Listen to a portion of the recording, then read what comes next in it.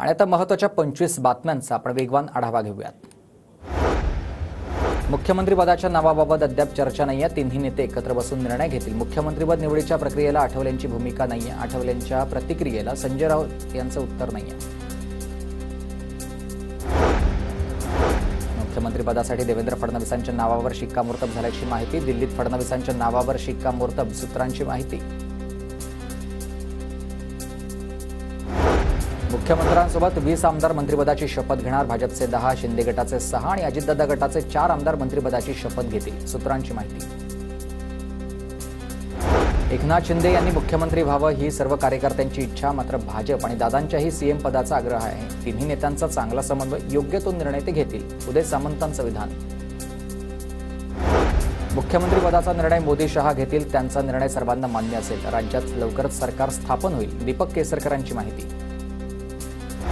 मुख्यमंत्रीपदाची घोषणा Mumbai parliamentary board आणि आमदारांमधूनच होईल। संविधानाच्या तरतुदीनुसार नवीन सरकार बनेल, भाजप नेते सुधीर मुनगंटीवार यांचं वक्तव्य। 1 डिसेंबरला शपथविधीची तारीख ठरलेली आहे, अजित पवार गटाचे अमोल मिटकरी यांचा दावा।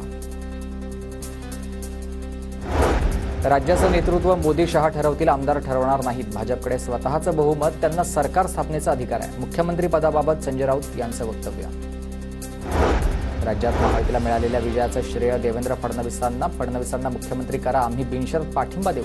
रासपचे आमदार रत्नाकर गुट्टे यांचं भाजपला आवाहन। महायुतीला मिळालेलं बहुमत लोकशाही मार्गाने आलेलं नाहीये। जनतेनं दिलेली ताकद कमी असली तरी आम्ही लढणार, संजय राऊत यांचा हल्लाबोल।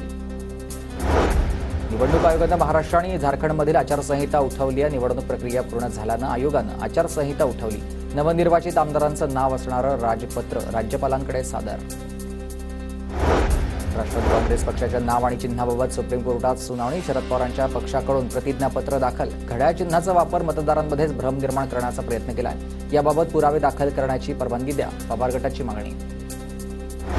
ईव्हीएमबाबत संशय दूर करण्यासाठी निवडणूक आयोग आणि सुप्रीम कोर्टानं लक्ष घातलं पाहिजे, शेतकरी संघटनेचे नेते राजू शेट्टी यांची मागणी। इंदापूरमध्ये आमदार दत्ता भरणेंचे भावी कॅबिनेट मंत्रिपदाचे बॅनर। युवक कार्याध्यक्ष वसीम बागवानांकडून भरणेंची बॅनरबाजी। माढा मतदारसंघाचे नवनिर्वाचित आमदार अभिजित पाटील यांचा ऊसाची मोळी घेऊन शेतकऱ्यांकडून सत्कार। ऊसाला 3500 रुपयांचा दर दिल्यानंच शेतकऱ्यांनी त्यांचे आभार मानले।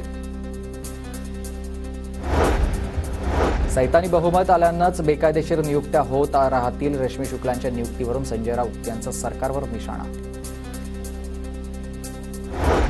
पोलीस आयुक्त कार्यालयामध्ये 26/11 शहीद झालेल्या पोलीस अधिकारी आणि जवानांना मानवंदना देण्यासाठी अभिवादन संचलन कार्यक्रम। मुख्यमंत्री एकनाथ शिंदे, देवेंद्र फडणवीस आणि अजित पवार यांची उपस्थिती।